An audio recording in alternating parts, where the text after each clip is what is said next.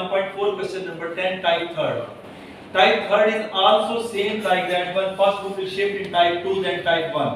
Means that अगर आपके पास ये क्वेश्चन आपको आता है तो पूरी एक्सरसाइज आती है. जैसे पार्शियल फ्रैक्शन में था ना, if you can able to solve that 4.4 exercise then 4.1 2 3 आपकी कवर है. तो ये टाइप 3 है जिसमें 10 9 10 11 3 क्वेश्चंस हैं, राइट? अगर आपके पास ये क्वेश्चन आ जाता है तो टाइप 2 और टाइप 1 इसी के अंदर आ जाएगी. अब यहाँ पे क्वाड्रेटिक इक्वेशंस दो and they are both in a search form, but one thing you will check that one, these two terms are same or not? Yes. No, sir. So we have assumed these two terms is equal to y. Let y is equals to x square plus 3x. Plus 8. That is equation number 1. We assume this equation number 1 and that is equation number 2. When put two equation in one, so what is equation 1 will become y plus 8 plus y plus 2 is equal to 3. अगर सबसे गौर से देखें तो type 2 में shift हो गया कि नहीं हो गया? Yes, sir. जो क्वेश्चन हमने कल सॉल्व किए थे, दो के ऊपर दो लीनियर इक्वेशन थी, दोनों के ऊपर रूट था, फिर शिफ्ट हो गया. So but we have to do that one. We have to remove the square root. For removing square root, We have take square root on both sides. Square root on both sides. so to removing the square root, what we have to do that one? Squaring on both sides. Good. मैंने step direct कर दिया, लिखा नहीं है, आप लिखेंगे जिस squaring on both side, फिर उसके बाद स्टेप करेंगे क्योंकि अदरवाइज डायरेक्ट स्टेप डबल हो जाएंगे ना. Squaring on both sides, left hand side I want to take the square, so which formula we have to apply? A square plus 2ab plus b square. A square plus 2ab Plus b square. A plus b whole side.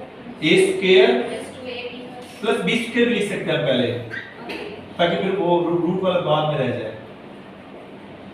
Plus B square plus 2a और b, यानी first term आपके पास क्या आ जाएगी? y plus 8 root and Y plus 2. 2 root is equal to 3 3 the 9. 3 3 the 9. Yes, sir. Till here, any confusion in your mind? No, sir. Yes. So Cut. how to solve this one? We cancel it out. Cancel like this and cancel like this. What So is it? Y plus 8 and y plus 2. Plus 2 root. Sir इसको हम एक साथ लिख सकते हैं. इसको हम आपके पास क्यों एक साथ लिख सकते हैं? Because the sign between them is multiplication. और दूसरी क्या कंडीशन होती है? y square plus 10. अगर मल्टीप्लिकेशन के साथ एक और साइन हो तब भी आप उसे एक रूट में लिख सकते हैं. क्या है? Division, subtraction, addition? Division. Division. अगर मल्टीप्लिकेशन एंड डिवीजन है then you can able to write in a single root. If addition and subtraction you cannot write. जैसे यहाँ एडिशन था ना, आप एक रूट के अंदर नहीं लिख सकते थे. ओके, जबकि ये मल्टीप्लिकेशन है तो आप एक ही रूट के अंदर लिख सकते हैं. y plus 8. सर हम यूनिट इसके y square plus 10. एक सेकंड में लिख लूं उसके बाद y square plus 10. y square plus 10 लिख सकते हैं, लेकिन आपके पास तीन टर्म्स होते हैं मल्टीप्लाई करने के बाद. आपने सिर्फ इस दो को मल्टीप्लाई किया है. और लेकिन उसके बाद जब आप मल्टीप्लाई करेंगे 8y plus 2y 10y लिखेंगे. और लास्ट वाली दो टर्म तो करनी है मल्टीप्लाई ना, तो वो नेक्स्ट स्टेप में कर लेते हैं हम. इधर आपके पास क्या आ जाएगा? y square y 2y. y sir. plus y 2y. 2y Plus 8. y Plus 10. 10.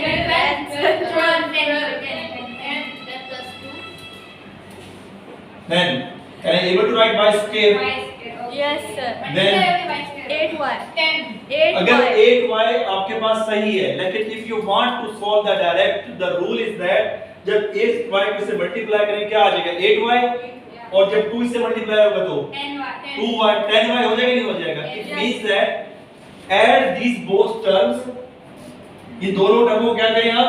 Add. उसके बाद ये वेरिएबल का सेम सेम ये लगा दें, Yes, sir. क्योंकि ये वेरिएबल दोनों का सेम है ना. Yes. तो इन दो टर्म को ऐड करें according to formula. 8 plus 2 10 10y, sir.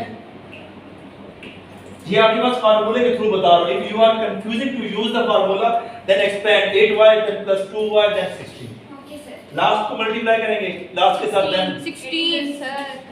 16. That is your answer till here. Any confusion? No, sir. चले इसके बाद हम जब आगे जाते हैं तो अब हमने इस रूट को कैंसिल करना है, but before cancellation this root what we have to do the step. नहीं, क्वाड्रेटिक फार्मूला तो बाद में अप्लाई करेंगे। सर हमने वो ढूंढना है प्रोडक्ट पर सर। नहीं सर मैंने ओपन इस रूट को कैंसिल करना है, इस रूट रूट को है कैंसिल और करना है। हमने स्क्वायर से फिर स्क्वायर अगर लूंगा तो मेरे पास टर्म कितनी मारनी है? 1 2 3 आई इसको 1। हमने दूसरी साइड पे लेके जाना है। सर, इसको हम- दूसरी साइड पे लेके जाएंगे। इन सबको सबको नहीं, सिर्फ this two term without square root. जो टर्म स्क्वायर रूट से बाहर है उसको आप शिफ्ट सर करें। y साइन 2 सारे तीनों 2y + 10। इसको हमने दूसरी साइड तो उस तरफ लेके जाएंगे तो इधर आपके पास है 2, आपके पास y² + 10y + 16, ये वैसे रह जाएगा बेटा। और इधर आपके पास पहले क्या है, ये जो 2y है -2y तो ये क्या आ जाएगा? -2y। नहीं -2 ये 2 शिफ्ट नहीं करेंगे because this 2 is multiplying. Yes sir ji, square root से मल्टीप्लाई हो, इसको जरूरत नहीं शिफ्ट करने की क्योंकि ये स्क्वायर रूट का हो सकता है। अब हमने थोड़ा सिंपलीफिकेशन करते हैं। y² + 10y + 16। सर -1 कॉमन लेंगे। 1 नहीं बेटा कॉमन नहीं हो सकता यहाँ पे। -1 ओके सर -10 + 9। Okay.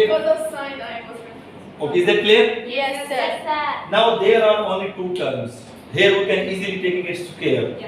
इधर मैंने क्यों नहीं लिया था स्क्वायर? बिकॉज़ यहाँ 3 टर्म बन जाती 1 2 3।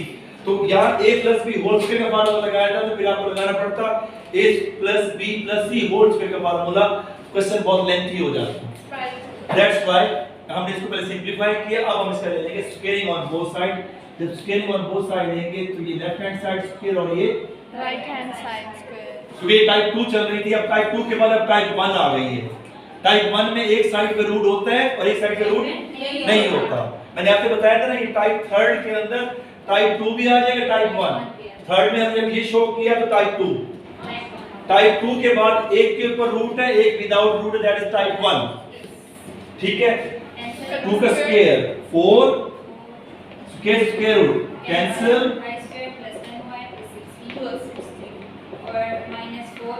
here a + b whole square का फार्मूला या a - b होल स्क्वायर का फार्मूला भी लगा सकते हैं।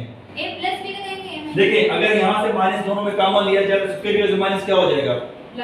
प्लस। वो भी कर सकते हैं।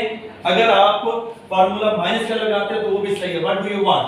माइनस का फिर कंफ्यूज होने लगता माइनस कॉमन ले लो, है माइनस का लगा ले माइनस का लगा लेते हैं। ओके, माइनस का फार्मूला लगाते हैं तो फर्स्ट एलिमेंट का square -2 into first element into second element plus second element का square, that is the formula sign.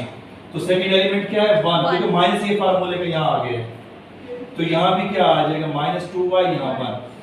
Okay क्योंकि मैंने इसका -1 क्यों नहीं लगाया? क्योंकि यहाँ माइनस फार्मूले के अंदर यहाँ यूज हो चुका हूँ। ठीक है, तो लेफ्ट हैंड साइड जब करेंगे तो 4y² प्लस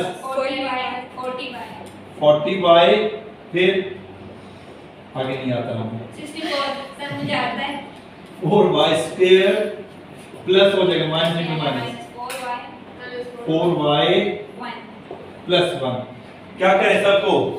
अब हम एक ही साइड पे शिफ्ट करें हां एक साइड और सिंपलीफाई करते हैं। 4y² माइनस -4y इसको शिफ्ट करेंगे तो कैंसिल हो जाएगा फिर प्लस 40y -4y + 64 -1 इसका मतलब आपको समझ आ रहा है?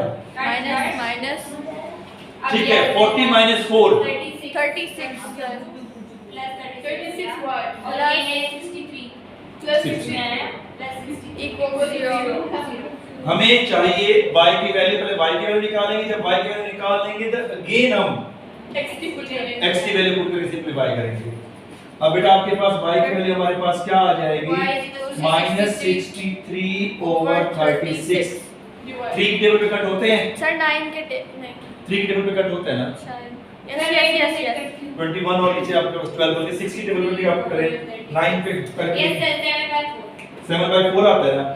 तो -7/4 y की वैल्यू क्या आ गई? -7/4।